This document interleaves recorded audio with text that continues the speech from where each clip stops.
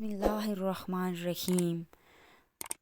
السلام علیکم ورحمۃ اللہ وبرکاتہ۔ سب ایک بار ضرور درود پاک پڑھ لیجئے گا صلی اللہ علیہ وآلہ وسلم۔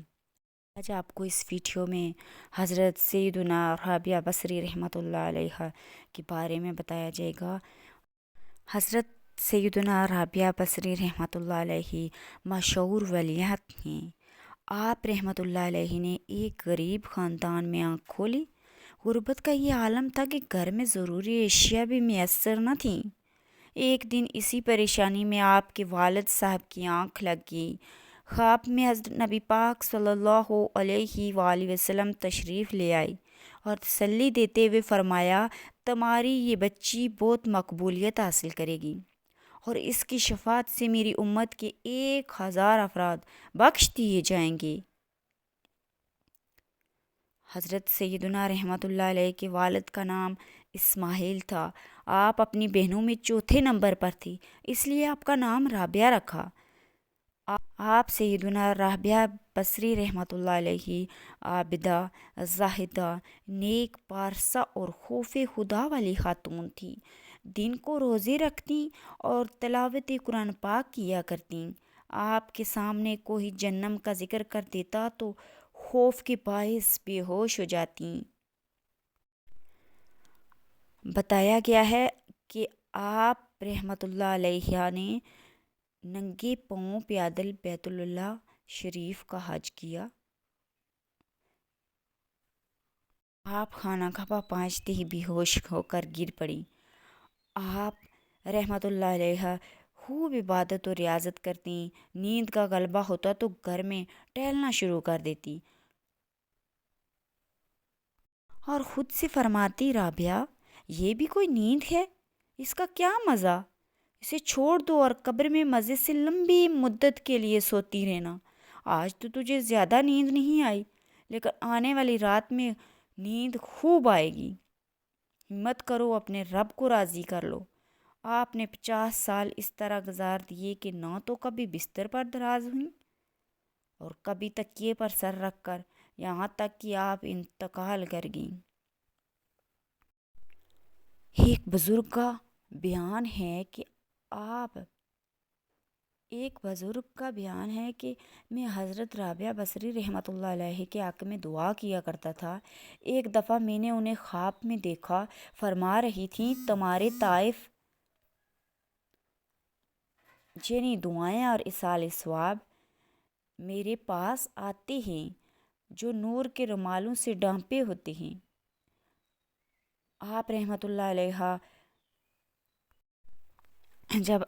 جب رابعہ بصری رحمۃ اللہ علیہ کی وفات کا وقت قریب آیا تو خادمہ کو بلا کر فرمانے لگیں، میری موت کی وجہ سے مجھے اذیت نہ دینا، یعنی میرے مرنے کے بعد چیخو پکار نہ کرنا۔ ایک مرتبہ حضرت رابعہ بصری سے کسی نے پوچھا، کیا گناہگار کی توبہ قبول ہوتی ہے؟ فرمایا، اس انسان اس وقت تک توبہ کر ہی نہیں سکتا جب تک اللہ توفیق نہ دے، اور جب توفیق مل جائے پھر قبولیت میں کوئی شک نہیں رہتا۔ رابعہ بصری فرماتی ہیں کہ دل کو قابو رکھنا اور اختیار ہونے پر ناجائز خواہشوں سے بچنا مردانگی ہے۔ ایک مرتبہ رابعہ بصری رحمۃ اللہ سے پوچھا گیا کہ کیا شیطان سے نفرت کرتی ہیں؟ رابعہ بصری نے جواب دیا، خدا کی محبت نے میرے دل میں اتنی جگہ ہی نہیں چھوڑی کہ اس میں کسی اور کی نفرت یا محبت سما سکے۔ رابعہ بصری ایک جگہ فرماتی ہیں کہ اہل جنت کی 4 نشانیاں ہیں: مسکراتا چہرہ، نرم زبان، رحم کرم کرنے والا دل، عطا کرنے والا ہاتھ۔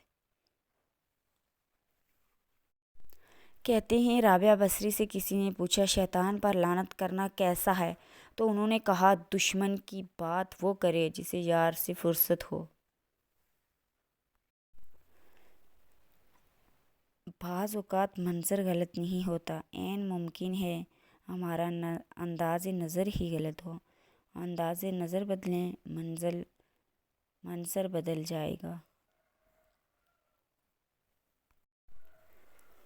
حضرت رابعہ بصری کے بارے میں بتایا گیا ہے کہ ایک مرتبہ حضرت رابعہ بصری رحمۃ اللہ کو بے وجہ تھکان نماز میں نیند آ گئی۔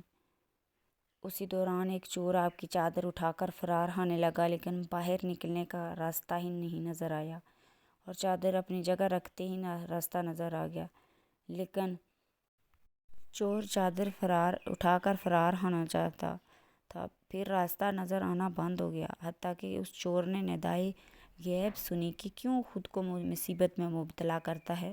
چادر والی نے برسوں سے خود کو ہمارے حوالے کر دیا ہے، اس وقت سے شیطان بھی اس کے پاس نہیں ٹپک سکتا ہے۔ پھر کسی دوسرے کی کیا مجال جو چادر چوری کر سکے؟ ایک دوست محو خواب ہے تو کیا دوسرا دوست نیند سے پاک ہے؟ ایک دوست محو خواب ہے تو کیا ہوا، دوسرا دوست نیند سے پاک ہے۔